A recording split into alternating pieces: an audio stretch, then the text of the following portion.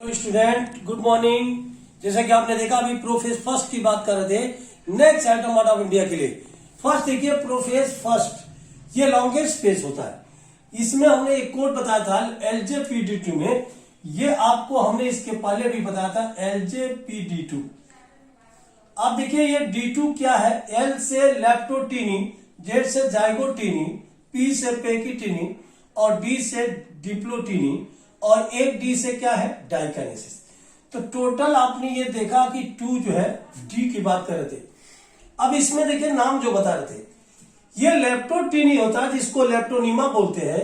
ये beaded long chromosome and chromosome show bouquet arrangement, ये bouquet arrangement के रूप में ये होता है। ये जैसा कि देखा ये सेंट्रियोल है, यही से अभी देखिए डिवीजन होगा, अलग होगा, दोनों अपोजिट पोल पे जाएंगे।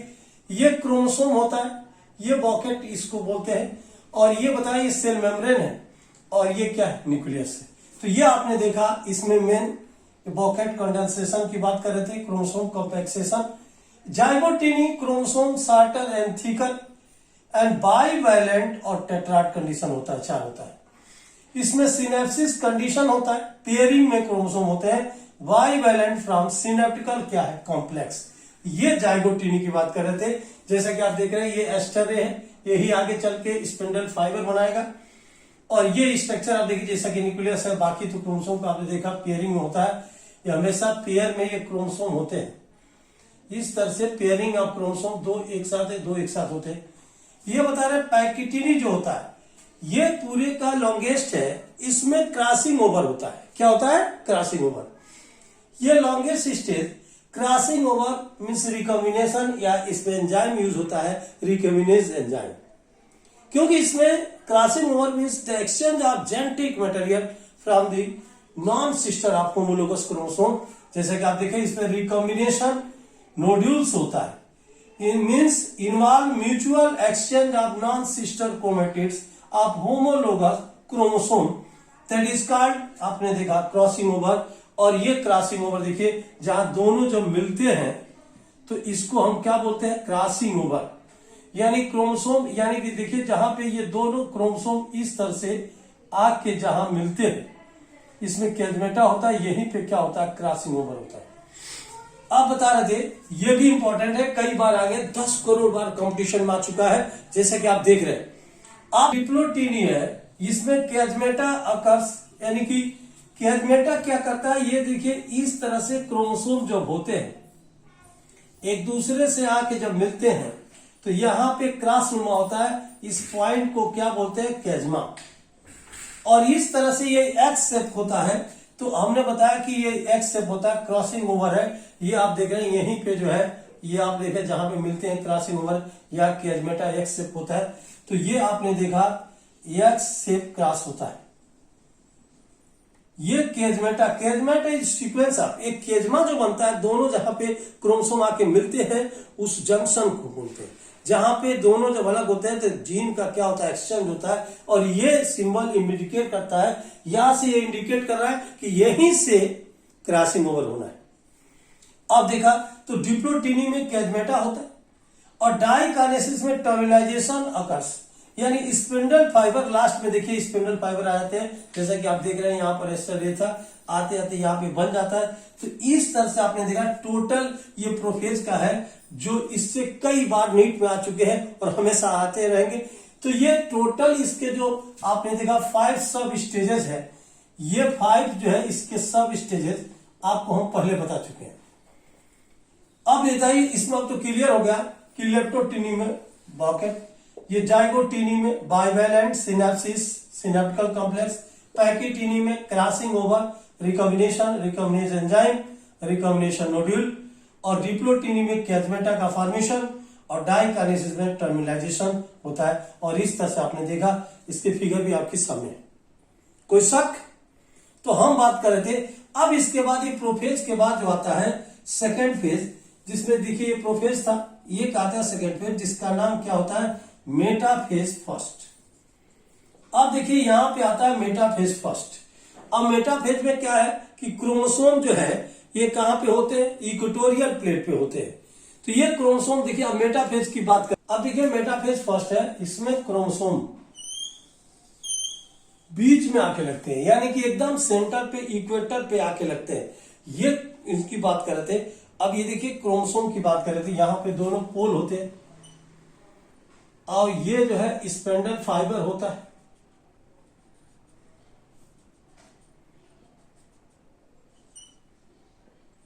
और ये दोनों ओर पोल होते हैं। अब ये क्रोमोसोम की बात करें तो ये मेटाफेज में आकर के लग रहा है। तो यहां पे देख रहे कि ये है क्रोमोसोम,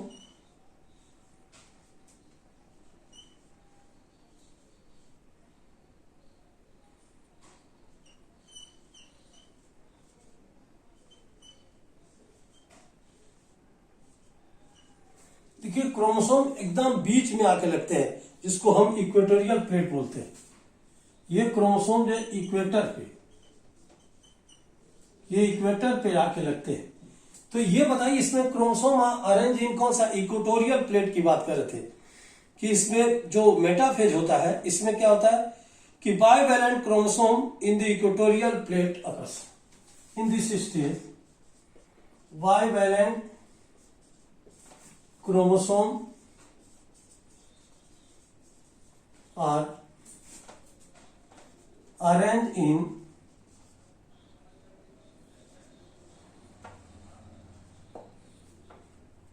इक्वेटोरियल प्लेट।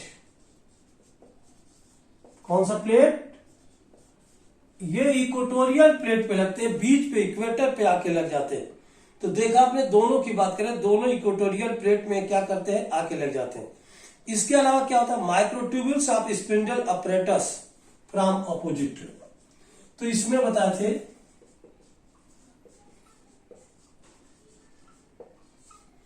देखिए माइक्रोट्यूब्यूल्स की बात कर रहे थे कि इसमें जो माइक्रोट्यूब्यूल्स ऑफ स्पिंडल अपरेटस,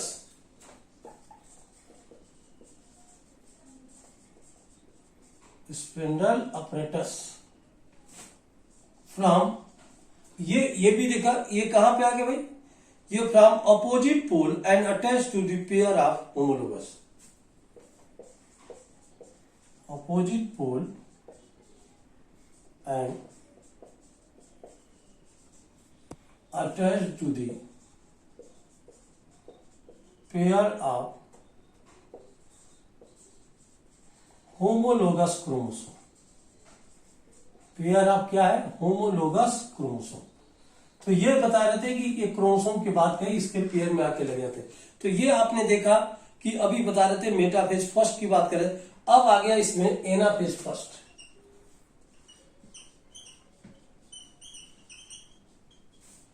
ये था कौन सा भाई, मेटाफेज फर्स्ट, ये एनाफेज फर्स्ट। एनाफेज में क्या होता है भाई, रिपल्सन होता है। एनाफेज में रिपल्सन हो जाता है, जैसे कि आप देख रहे हैं, ये है पोल, स्पिंडल फाइबर, देखिए यहां पर स्पिंडल या जो यहां पर सेंट्रोमियर है स्प्लिट कर जाता है और इस तरह से ये अपोजिट पोल पे लग जाते हैं।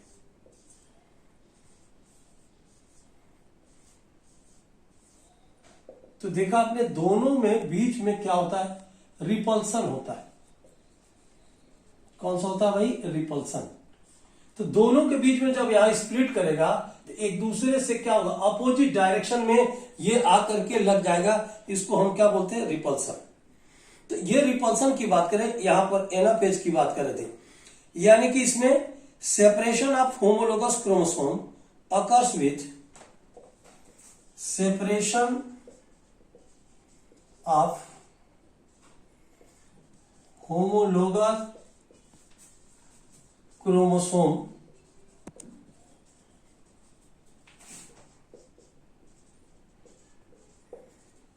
देखिए होमोलोगस क्रोमोसोम्स कहां पे होगा, अकर्स इन या occurs with sister chromatids still associated.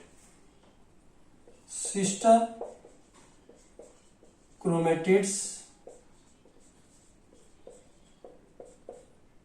Stills, ये सिस्टर जो क्रोमेटिड्स होते हैं, ये हमने बताया क्या, still associated to each other, associated to each other of क्या, क्रोमोसोम। दोनों जो है अलग अलग हो जाते हैं, अपोजिट पोल में आते हैं और एक दूसरे से देखा आपने एसोसिएट भी होते हैं। तो ये बता रहे थे। अब एनाफेज के बाद क्या आता है? Telophase first.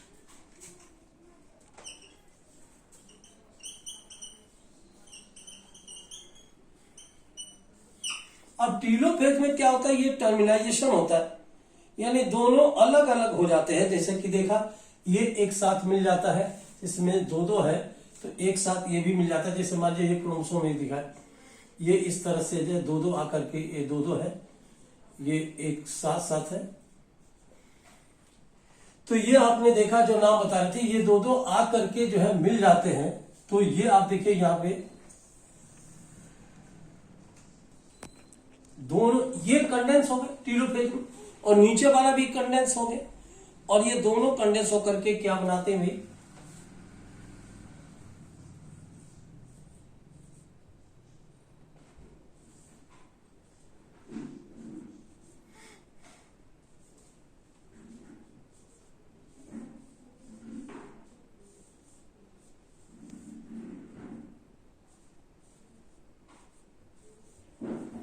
ये आप देख रहे हैं कि यहां पर ये टीलोफेज की बात करें कि एक तो इसमें है कि एक ये बना लेता है और एक और बना लेता है, यानी दो बनते हैं, एक से दो ही इसमें आते हैं। तो देखा आपने,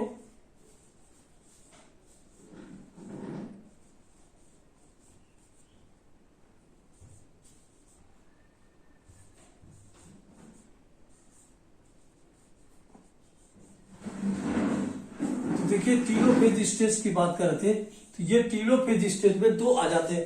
अब इसमें ये टर्मिनेशन होता है, ऑर्गेनाइज हो जाता है, न्यूक्लियर मेम्ब्रेन न्यूक्लियस दोनों जो है क्या हो जाते हैं? Reappear. In this stage nuclear membrane nucleolus are reappear. Nuclear membrane और न्यूक्लियोलस आर क्या है? रीअपियर। यानी दोनों जब रीअपियर हो जाते हैं तो ऑर्गेनाइज हो जाते हैं। Reappear, clear, and followed by क्या? Cytokinesis. And followed by cytokinesis. Followed by क्या है? साइटोकाइनेसिस, यानी डिवीजन अब क्या है?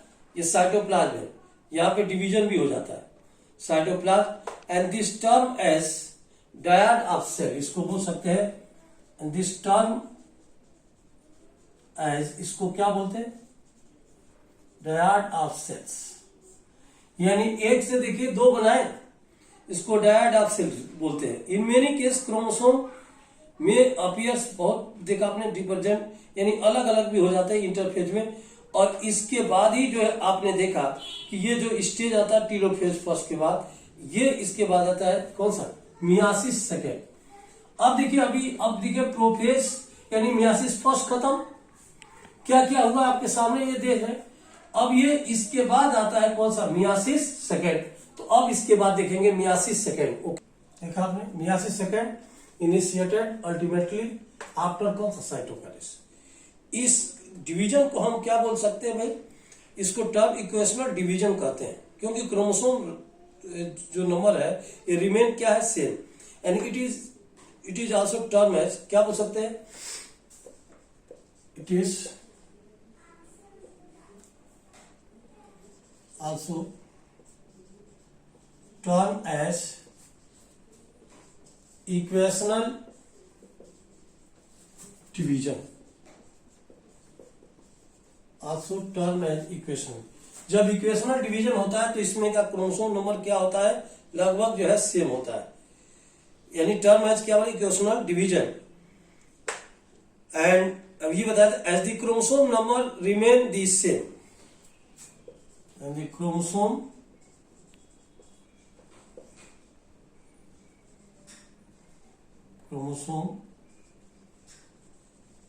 रिमेन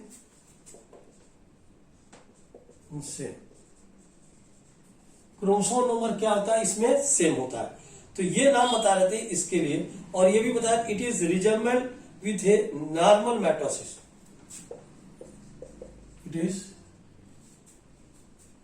resemble with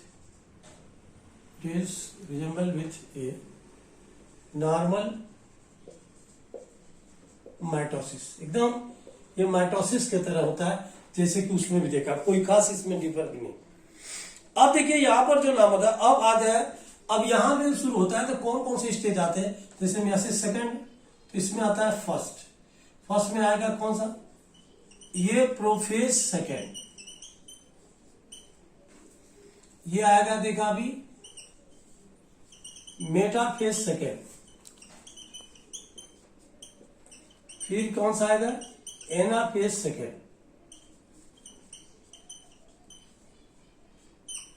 और इसमें कहा था लास्ट में ये बता रहे थे टीलोफेज क्या है सेकंड। तो देखिए अब सब सेकंड की बात तो जरूर होती है, लेकिन लगभग मिलता जुलता है। अब देखिए प्रोफेज फर्स्ट की बात किया जाए तो प्रोफेज फर्स्ट में ये आपने देखा था, अब ये प्रोफेज यहां पर देखा जाए तो ये है प्रोफेज की बात कर रहे थे कि मियोसिस में। अब इसमें जो आता है प्रोफेज सेकेंड, ये बता रहे थे कि ये जो होता है एक्चुअली में देखिए जो भी है, आप देखिए प्रोफेज सेकेंड इसके बाद ही आपने इनिशिएट किया था कि ये ऐसा होता है, लेकिन यहां पर इसको इक्वेशनल डिवीजन बोलते हैं। तो ये अल्टीमेटली देखा जाए तो ये जो डिवीजन है, ये यहां से जो ये डिवीजन है, एक्चुअली में ये डिवीजन आता है मेन, ये जो डिवीजन है, फिर इसको हम बोल सकते हैं कि प्रोफेज, ये प्रोफेज फर्स्ट, ये प्रोफेज आफ्टर साइटोकाइनेसिस के बाद ही शुरू होता है। यानी कि ये जो नाम बताया प्रोफेज के लिए कि ये प्रोफेज क्या है सेकेंड, ये फर्स्ट के जगह पे क्या बता रहे थे सेकेंड, क्योंकि फर्स्ट वाला तो प्रोफेज क्या है सेकेंड। अब ये सेकेंड में क्या होता है, it start immediately after cytokinesis, it starts immediately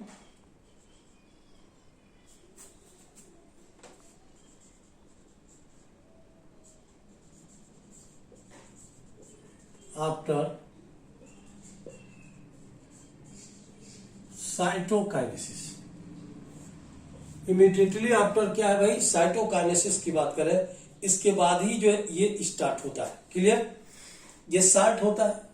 तो ये भी आपने देखा है यहां पर नामरत है। इसमें क्या होते हैं कि अगर ये देखा जाए तो ये जो न्यूक्लियोलस है, न्यूक्लियर मेम्ब्रेन आर कंप्लीटली क्या होता है disappear, nuclear membrane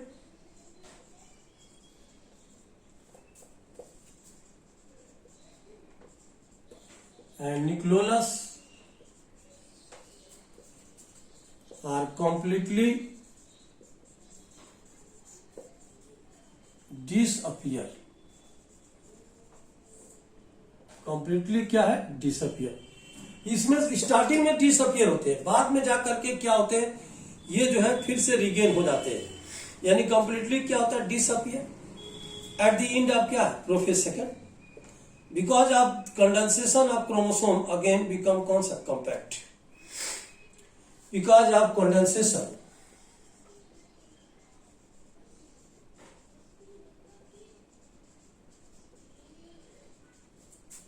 because of condensation क्या होगा भाई, क्रोमोसोम क्या हो जाता है इसमें, chromosome again become compact, chromosome again become compact, क्या हो जाता है भाई कॉम्पैक्ट हो जाता है। तो ये नाम जो बता रहे हैं प्रोफेज सेकंड के लिए। अब देखिए प्रोफेज सेकंड का भी आप देखिए, जैसा कि आपने देखा फिगर भी देख रहे हैं कि प्रोफेज अगर सेकंड है तो इसमें क्या होता है, दो दो इसमें भी नाम बता रहे थे कि सेकंड है तो ये दो लाइनें भी आप देख रहे हैं यहां पे, क्योंकि दो दो इसमें क्रोमोसोम भी स्टार्टिंग में बता रहे थे यहां पे होते हैं, जैसे कि आप देख रहे हैं।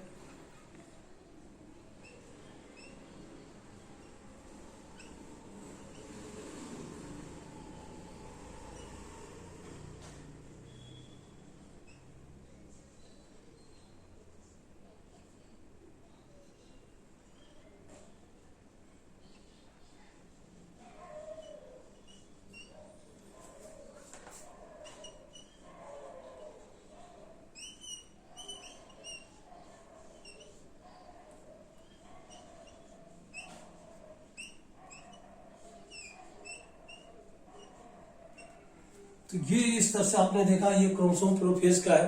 प्रोफेज क्या है? सेकंड का है, जो देखिए। अब इसके बाद ये क्या आता है? Metaphase second. इसके बाद जो स्टेज आता है वो आप देख रहे हैं, प्रोफेज सेकंड के बाद जो तो देखा आपने, ये मेटाफेज सेकंड की बात कर रहे थे कि मेटाफेज सेकंड में क्रोमोसोम जो है इक्वेटर पे आ जाते हैं। कहां पे आ जाते हैं? ये इक्वेटर पे आके लग जाते हैं। तो ये आपने देखा बीच में आके लग जाते हैं, क्योंकि सेंट्रोमियर यहां पर आके अटैच होता है स्पिंडल फाइबर से। यानी chromosome, all chromosome arrange at the कौन सा? Equator. Microtubules of spindle fibres from the opposite pole from attach to the कौन सा? काइनेटो। ये जो काइनेटोकोर इसमें होता है, इसी से क्या करता है? स्पिंडल फाइबर से ये नॉन सिस्टर है, क्या होता है? अटैच होते हैं। जैसा कि देखा कि एक सेंट्रोमियर है, उसमें 2 काइनेटोकोर है, ये क्रोमोसोम होता था। और यही काइनेटो जो कोर है, यही जाकर के स्पिंडल फाइबर से क्या हो जाते हैं? अटैच हो जाते हैं। तो मेटाफेज जहां भी आए, यानी मेटा में बीच में, यानी इक्वेटर पे। एनाफेज सेकेंड, ये क्या होता है? जो यहां सेंट्रोमियर है, ये यहां से स्प्लिट कर जाता है और ये स्प्लिट करके अपोजिट डायरेक्शन में एक दूसरे से हो जाते हैं बीच में। यानी रिपल्सन, दोनों के बीच में क्या होता है? रिपल्सन हो जाता है। ये स्प्लिट करके ऊपर चला गया, ये आधा पार्ट नीचे आ गया, इस तरह स्प्लिट करके ऊपर नीचे। तो ये आपने देखा रिपल्सन हो जाता है। यानी इसमें हमने बताया कि this phase start from splitting of centromere. Centromere जब स्प्लिट करता है of each chromosome and the sister chromatids gate separate, और उसके बाद जो भी हाफ क्रोमेटिड्स होते हैं, क्योंकि क्रोमोसोम के आधे पार्ट को क्या बोलते हैं? क्रोमेटिड्स। दोनों जो आधे आधे सेपरेट हो जाते हैं। तो ये बता रहे हैं separated sister chromatids of chromosome start moving towards कौन सा? अपोजिट पोल, यानी कि रिपल्सन हो जाता है। ये जो है स्प्लिट करके दोनों अपोजिट डायरेक्शन में ऊपर और नीचे आके क्या हो जाता है? लग जाता है। तो ये आपने देखा, सेंट्रोमियर से स्प्लिट किया, एनाफेज में रिपल्सन, मेटा में इक्वेटोरियल। टीलोफेज जब आता है एकदम उसी तरह से कि ये देखिए टीलोफेज में ये यहां कंडेंस होगा, ये यहां कंडेंस होगा, ये कंडेंस, इस तरह टोटल 4 सेल बनते हैं। देखिए 1 2 3 4 सेल्स बन जाते हैं इसमें। यानी telophase resulting 2 set of chromosome are again enclose by a nuclear envelope. Nuclear membrane develop हो जाता है, क्योंकि न्यूक्लियर मेम्ब्रेन न्यूक्लियोलस दोनों आ जाता है इसमें, ऑर्गेनाइज हो जाता है, develop. And also the nucleolus क्या करते हैं? एंड न्यूक्लियोलस क्या है? रीअपियर। एंड मियासिस इन, जब मियासिस का एंड होता है with the end of telophase second followed by cytogenesis. ये मियासिस के इन पोजीशन में, जो मियासिस का इन पोजीशन टीलोफेज है, ये किसको फॉलो करता है? साइटोकाइनेसिस। और साइटोकाइनेसिस फॉलो करता है, और रिजल्ट में क्या है? 10 4 हैप्लॉइड, क्या है? कितना भाई? 4 haploid daughter cell are form as a result of क्या? मियासिस। यानी कि 1 2 3 4 टोटल 4 जो है हैप्लॉइड आपने देखा, ये क्या बन जाते हैं भाई? यहाँ पर डॉटर सेल बन जाते हैं, जो हाफ ऑफ क्रोमोसोम की बात करते हैं। तो इस तरह से आपने देखा कि मियासिस फर्स्ट में, prophase first, metaphase first, telophase first, anaphase first. यानी बस उसमें प्रोफेज फर्स्ट में सब डिवीजन था 5, leptotene, zygotene, pachytene, diplotene, diakinesis. लेकिन मियासिस सेकेंड में prophase second, metaphase second, anaphase second, telophase second आता है। तो इस तरह देखिए इसमें 4 क्या बन जाता है, जबकि उसमें 1 से 2 बनते थे, इसमें क्या 4 है। अब इसका मियासिस का देखेंगे, क्योंकि ये जर्मिनल बोलते थे। अब इसका मेन रिजल्ट क्या, क्या इसका महत्व है, क्या सिग्निफिकेशन है, अब इसके बारे में देखते हैं। Okay, clear? Significance of myiasis में बताए थे कि इसमें कंजर्वेशन ऑफ क्या होता है? क्रोमोसोम। ये क्रोमोसोम नंबर कंजर्वेशन, और ये कंजर्वेशन होता है, यानी कंजर्व होता है sexually reproduction species across the कौन सा? Generation. In meiosis reduces the chromosome number. Meiosis में क्रोमोसोम नंबर क्या होता है? Reduce to half, reduced to half and fertilization retain it, and it is also increases the genetic variability in sexual reproduction organism। जैसे कि आप जानते हैं कि जब इसमें वेरिएशन होता है, तो variation is very important source for किसके लिए? इवोल्यूशन के लिए। और जब इवोल्यूशन होता है तो क्या होता है? म्यूटेशन होता है। तो ये हमने बता दें, यानी म्यूटेशन होगा, इवोल्यूशन होगा, यानी कि डेवलपमेंट होगा।